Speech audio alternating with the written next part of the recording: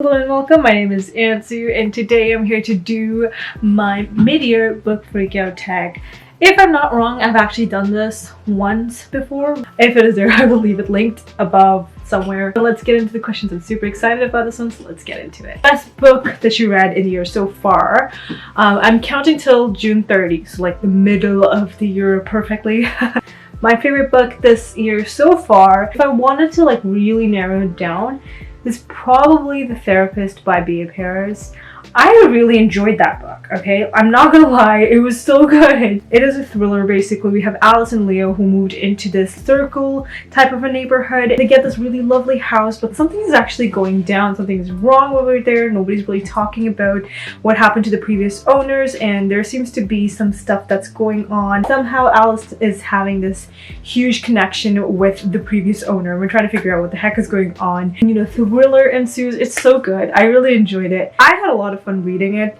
It's just like my personal experience. Maybe everyone could have figured it out from the get-go, like who the criminal was, but I don't know. I thought it was really fun. Even though I had like my suspicions, it just took a really different turn and it was just really fun. I really liked it. This book is actually coming out later in the year. I think it's coming out in the middle of July or something, but I got an early copy of it from NetGalley and I really enjoyed it. I kind of narrowed it down to two different books, but I did read The Empire of Gold by S.A. Chakraborty earlier on in this year, and it was the final book in the series and it was a great conclusion. I really had a lot of fun. It's something that I can't really tell you what's going on to an extent. Like I can't really tell you a lot about it because spoiler. Basically we follow around this character who has some powers, like healing powers, and she gets whisked off into this god-ish land and she has to learn what her powers are really about and all that kind of stuff. It's really fun. It's set in the Middle East and it's just such a unique appearance itself. It's so fun.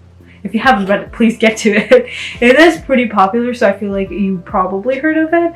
It's really good. I really enjoyed it. Also, I wanted to talk about Act Your Age, Eve Brown by Talia Hibbert. This is the last book of like the Brown Sisters trilogy, and it is a romance, an adult romance at that. Basically, follow around Eve Brown and Jacob Wayne, two very different characters. Eve is known to be very immature. She doesn't really stick to a single decision that she makes. She does not have a single occupation. She just like jumps around between different things and she does not know what she wants with her life. Eve is a super colorful person. She's just so sweet and fun and just herself unapologetically, and she's just such a sweet character.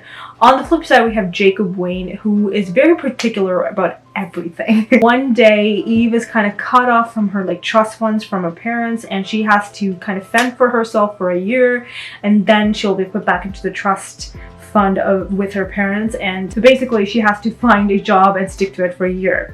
While she was like on this journey to figure out what to do with her life, she stops by this cute little B&B and there's like a hiring sign that was there for a chef, and she kind of knows how to cook, so she tried out for that job. Jacob instantly hated her for who she was. He was constantly rude to her during that interview, and she assumed that she didn't get it. She was leaving, and then she actually hits him with her car. She gets hired on the spot. It's really sweet. It's a fun romance. We have autistic representation in here as well. It's so sweet. I loved it. It was just a very cute sequel. I absolutely loved it. New release. This book actually came out on June 1st, if I'm not wrong. I got an early copy from NetGalley and that's how I read it. It is Ace of Spades by Farida Abikayemede. It is a YA thriller kind of inspired off of Get Out and like Pretty Little Liars in my opinion, and it was so fun. We basically have these two characters who are black in a predominantly very white school, and it is a very rich people kind of a school, private academy. We have Chiamaka, who's like the head girl. She's really smart. She has her own like dark secret, the way that she gained her standing, I guess. And on the flip side, we have Devin, who is a fantastic musician, and for some reason there is this person or character, whatever, called Ace, who's out against them. Like they are trying to hurt them, trying to bring out their secrets, and they live in a town where anything and everything is pretty much horrible. So they'll be ridiculed, they might be even hurt or killed. Like, so many things could go wrong in this little town, and it's just so thrilling to see like who Ace was, why Ace was doing any of these things, and it's so interesting. Really enjoyed this new release. The next one is the most anticipated release for the next half of the year, and for me it is Under the Whispering Door by TJ Klune. I actually read this The House on the Cerulean Sea by TJ Klune earlier this year. I personally really enjoyed that book, but there are some comments that the author said the inspiration for the book came through knowing about the residential schools here in Canada, which didn't really sit well with me. So The House on the Cerulean Sea got really docked down really quick. But as an author, I think he is a good writer, and I am still anticipating reading this book. Biggest disappointment. Let's spill all the freaking tea. Where Dreams Descend by Janella Angeles. Oh my god, I really wanted to like this book because so many people absolutely adore this. They've raved about it. I was so excited to read it. I got it as a gift from Darian, and it was like so excited for this. But I ended up DNFing it at like 75%. I couldn't deal with it anymore. I think I had maybe less than 100 pages to get through. I didn't like it.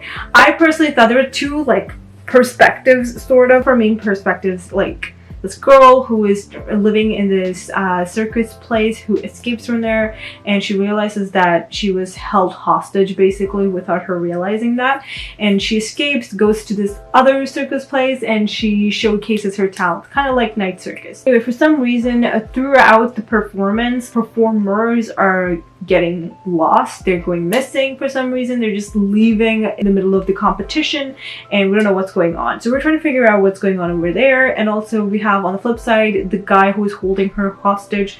I liked his voice. I thought he was a good voice to hear from, and I liked to see like his opinion, like what was going on and all that kind of stuff. But then I found our main character, the girl, to be very annoying. It felt like she was not grateful for anything. She found a really good friend, and the friend character was someone I really enjoyed seeing, and she just did not care about him whatsoever. I felt like she was a bit selfish, to be honest, but I get it. Like, she was stuck and everything, so yeah. But it was such a disappointment for me, unfortunately. It's such a pretty book, though. I was so sad. Next up is Biggest Surprise, and it was Love in English by Maria E. Andrew.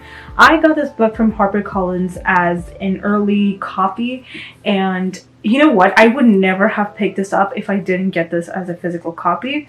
Never would have heard about it, never would have picked it up. Yeah, but this is such a sweet YA contemporary romance, essentially following around this girl called Anna. She's moving from Argentina to New Jersey. So she knows English, but not very well. She doesn't understand a lot of words. So anytime someone speaks to her, there's so many words in a possible sentence that she cannot comprehend, she cannot understand. And she came from this like really small town where everyone knew everyone. And you know, it was like a very familial situation. And she came into New Jersey, everyone's like really rude to her and saying horrible comments like we should have built the wall on the border and stuff like that. Like horrible comments like that have been told to her. So she attends the school, she meets this guy in her math class who's very sweet to her. She instantly takes a liking to him, and on the flip side, she is going to an ESL class, which is English as a second language. And in that class, she actually ends up meeting another boy who is from Greece, and he speaks Greek, she speaks Spanish, I believe. And neither of them really knows how to communicate with each other. They talk in broken English or use Google Translate or something to actually talk to each other. But they also gain a really good friendship there. There is a really cute romance in here, but you have to kind of read it to see like which romance kind of works out. That's all I'm saying, man. But well, it's kind of obvious, to be honest. It was very sweet. I did not expect to really like this that much, but it was just very sweet, very heartwarming. Definitely try this out. Next up is favorite new author. I guess my favorite was TJ Klune. I like the way that he put up a story, but we'll see about the rest of his books. New fictional crush. I don't think I've had a fictional crush in so long. There's this guy in People We Meet on Vacation. It's like a romance. Oh man, but he's so sweet. So Alex is just such a sweet character. He's so caring. He is such a good friend. Obviously, it's going to get into a romance. It's so sweet. Essentially, People We Meet on Vacation by Emily Henry follows around two main characters, Poppy and Alex, who are best friends, and they've known each other since college times. Each year, these two go on vacation, and they go to like very different places, have a lot of fun together. And they've been doing this for very many years, but just 2 years ago, something goes wrong, and because of that situation, Poppy and Alex ended up not talking to each other for 2 whole years. Poppy really wants to fix things between the two so that they can go back to normal, and so they decide to go on a vacation this year, and we're trying to figure out what happened 2 years ago. Why is it so awkward between these two characters? And we're following them around with 2 different timelines, so the present day and like 13 years ago, 12 years ago, whatever years ago, and we're just coming and merging to 2 years ago what happened. That kind of situation. It's a really sweet romance, really enjoyed it, and I really liked Alex as a character. I thought it was a good person to read from. It's very nerdy. I really enjoyed that. I don't know if it's like a fictional crush per se, but it was fun to read from him. New favorite character, I'm gonna go with my man Uva. I have a full spoiler-free review up on my channel of this book, and he's just a sweet old man. So sweet. I want all good things to happen to Uva. Everybody knows this by now, and he's just such a lovely character. He's really sweet. A book that made you cry, I'm gonna go with Lovely War by Julie Berry. There's some scenes in here that was just so sad and sweet. It just it definitely made me tear up for sure. I guess this falls around like 2 different perspectives. One is from the gods, like the Greek gods, and we're following around Aphrodite, who's talking about love and all that kind of stuff, and she's talking about these people who were in war and how their relationships work. So there's like a couple of different relationships in here. There's an interracial relationship, which is super sweet. Obviously a lot of horrible things that happen with war being one of the main things. We're also following around Ares' perspective, which means that there's obviously going to be death. So nicely put together. I really enjoyed this book, but yeah, it definitely made me tear up. A book that made me happy. This was actually kind of a surprise too, which was Things My Son Needs to Know About the World by Frederick Bachman. This one is really a very sweet book.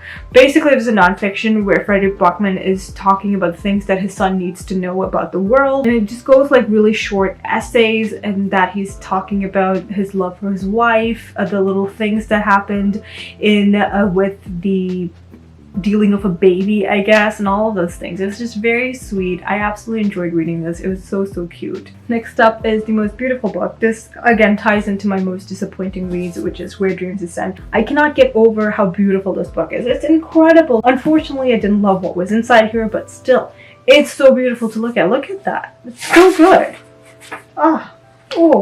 Look at that, so good. It's definitely really pretty, I'll give it that. And the final question is, what are some books that you need to get to before the end of the year? I really want to get to Red Rising by Piers Brown. I've had the whole, like, the first part of the trilogy for a really long time now, I think maybe a year or 2, and I need to get to it. It is a sci-fi. I don't really read that much sci-fi, so I don't know when I'm like going to be super interested in it. I am reading like Brandon Sanderson's sci-fi right now, so I'm like kind of in the mood to read sci-fi. I'm really interested to know what the book is about. I do have it physically, so I feel like I can get to it, and I just need to power through it. It's gonna happen this year. It will. It should. It has to. I don't know. We'll see. I honestly feel like I can do it, so yeah. Alright, I think those were all the questions. Definitely answer some of the questions below. What was your favorite book? What was the least favorite book? What was some kind of disappointing book that you read so far?